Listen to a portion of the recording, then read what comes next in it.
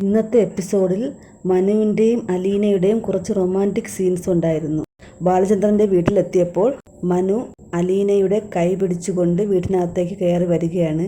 എന്നെങ്കിലും ഒരു ദിവസം ഞാൻ ഇതുപോലെ നിന്റെ കൈയും പിടിച്ച് ഈ വീട്ടിലേക്ക് കയറി വരേണ്ടതല്ലേ, ഇതൊരു റിഹേഴ്സൽ ആയിക്കോട്ടെ എന്ന് പറഞ്ഞിട്ട് കൈ പിടിച്ച് വരികയാണ്.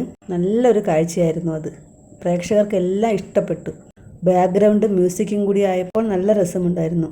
എല്ലാവരും കൂടി അകത്ത് ഒരുമിച്ചിരിക്കുമ്പോൾ ബാലചന്ദ്രൻ അലീനയോട് പറയുന്നു, നാളെ നിൻ്റെ തലവര മാറാൻ പോവുകയാണ്. വളരെ നല്ല ഒരു സ്ഥലത്തേക്കാണ് നീ പോകുന്നത്. നീ പ്രതീക്ഷിക്കാത്ത ഒരു സ്ഥാനമാണ് നിനക്കവിടെ കിട്ടാൻ പോകുന്നത്. അപ്പോൾ ബബിത പറഞ്ഞു, ഇതിലെന്തോ കള്ളത്തരമുണ്ട്, നമുക്ക് കണ്ടുപിടിക്കണം. അപ്പോൾ ബാലചന്ദ്രൻ പറഞ്ഞു, കണ്ടുപിടിക്കാതിരിക്കുന്നതാണ് നല്ലത്. ചില കള്ളങ്ങൾ കണ്ടുപിടിക്കപ്പെടാതിരിക്കുന്നതാണ് എല്ലാവർക്കും നല്ലത്. മനുവിന് എല്ലാം അറിയാമല്ലോ. മനു അത് കേട്ട് മിണ്ടാതിരിക്കുകയാണ്. വൈജയന്തി ബബിതയെ വിളിച്ചിട്ട് ദേഷ്യപ്പെടുകയാണ്. എന്നെ ആരും വിളിക്കില്ലല്ലോ, ഞാൻ അങ്ങോട്ട് വിളിച്ചാൽ ആർക്കും ഫോൺ എടുക്കാനും വയ്യ. അപ്പോൾ ബബിത പറഞ്ഞു, ഞാൻ കുളിച്ചുകൊണ്ടിരിക്കുകയായിരുന്നു, അതാണ് ലേറ്റായത് എടുക്കാൻ. അവൾ അവിടെ നിന്ന് പോവുകയാണെന്ന് കേട്ടല്ലോ, എൻ്റെ അച്ഛൻ്റെ ഹൃദയം തകർന്നു കാണുമല്ലോ. അപ്പോൾ ബബിതയ്ക്ക് ദേഷ്യം വന്നു. ഈ അമ്മ എപ്പോൾ വിളിച്ചാലും അച്ഛൻ്റെയും അലീന ചേച്ചിയുടെയും കുറ്റം പറയാൻ മാത്രമാണ് വിളിക്കുന്നത്. എനിക്ക് തോന്നുന്നത് ഈ സീൻ അലീന യാത്ര പറയാൻ ചെല്ലുന്നതിന് മുമ്പുള്ള സീനായിരുന്നു.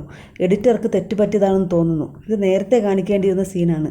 കഴിഞ്ഞ കാലത്തെക്കുറിച്ച് അലീന പറഞ്ഞതൊക്കെ കേട്ട് വൈജയന്തി വല്ലാതെയായി ഇരിക്കുകയായിരുന്നു. അപ്പോൾ എന്തായാലും ഇങ്ങനെ വിളിച്ച് ദേഷ്യപ്പെട്ടില്ലെന്നാണ് എനിക്ക് തോന്നുന്നത്. ഇത് നേരത്തെ കാണിക്കേണ്ടിയിരുന്ന സീനായിരിക്കും. രോഹിത്തും ബബിതയും കൂടി അടിയുണ്ടാക്കുന്നൊരു സീനുണ്ടായിരുന്നു. നല്ല രസമായിരുന്നു. ബബിത രോഹിത്തിനെ ഒരു തലയിണ എടുത്തെറിഞ്ഞു. അപ്പോൾ രോഹിത്ത് അതിനെ എടുത്ത് ബബിത എറിഞ്ഞപ്പോൾ അലീനയ്ക്കാണ് കൊണ്ടത്. ഉടനെ രണ്ടുപേരും കൂടി അവിടെ നിന്ന് ഓടി രക്ഷപ്പെട്ടു. വളരെ സ്ലോ മോഷനിലാണ് ഈ സീൻ കാണിച്ചത്. നല്ല രസമുണ്ടായിരുന്നു. രാത്രിയായപ്പോൾ കൃഷ്ണമോൾ അലീനയുടെ അടുത്ത് വന്നു. കൃഷ്ണമോൾക്ക് നല്ല സങ്കടമാണ്. നാളെ അലീന ചേച്ചി പോവുകയല്ലേ, എനിക്ക് കിടന്നിട്ട് ഉറക്കം വരുന്നില്ല. ഇന്ന് മോൾ എൻ്റെ കൂടെ കിടന്നോ, നമുക്ക് ഒരുമിച്ച് വെളുക്കുന്നതുവരെ സംസാരിച്ചുകൊണ്ടിരിക്കാം. അലീന ചേച്ചി പോയാൽ ഇവിടെ എല്ലാ കാര്യവും ശരിയാകുമെന്ന് ഉറപ്പുണ്ടോ? അമ്മ തിരിച്ചു വരുമായിരിക്കും. അച്ഛൻ അലീന ചേച്ചി ഉള്ളത് കൊണ്ടാണ് ഒന്നും മിണ്ടാതിരിക്കുന്നത്. ഇനി എന്തൊക്കെ സംഭവിക്കുമെന്ന് ഓർത്തിട്ട് എനിക്ക് പേടിയാകുന്നുണ്ട്. പിന്നെ നാളത്തെ പ്രമോയും കാണിക്കുന്നുണ്ട്. അലീനയും കൃഷ്ണമോളും കൂടി കട്ടിലിൽ കിടക്കുകയാണ്. അലീന കൃഷ്ണമോളെ ചേർത്ത് പിടിച്ചിട്ടുണ്ട്. രണ്ടുപേരും കരയുകയാണ്. എന്നായാലും എല്ലാവരും പിരിയേണ്ടതല്ലേ മോളെ എന്നൊക്കെ അലീന പറയുന്നുണ്ട്. ബബിത സങ്കടപ്പെട്ട് കരയുന്നൊരു സീന് കാണിക്കുന്നു. ബബിതയുടെ കരച്ചിൽ കാണുമ്പോൾ എല്ലാവർക്കും സങ്കടം വരും. വളരെ നാച്ചുറലായിട്ട് കരയുന്നത് പോലെ ഉണ്ടായിരുന്നു.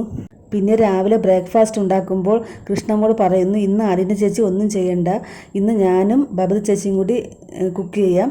അപ്പോൾ അലീന വിഷമത്തോട് ചോദിക്കുകയാണ്, എന്നെ ഒഴിവാക്കുകയാണോ മോളെ? അപ്പോൾ ആരാണ് എല്ലാവരെയും ഒഴിവാക്കി പോകുന്നത് എന്ന് കൃഷ്ണമോൾ ചോദിക്കുന്നുണ്ട്.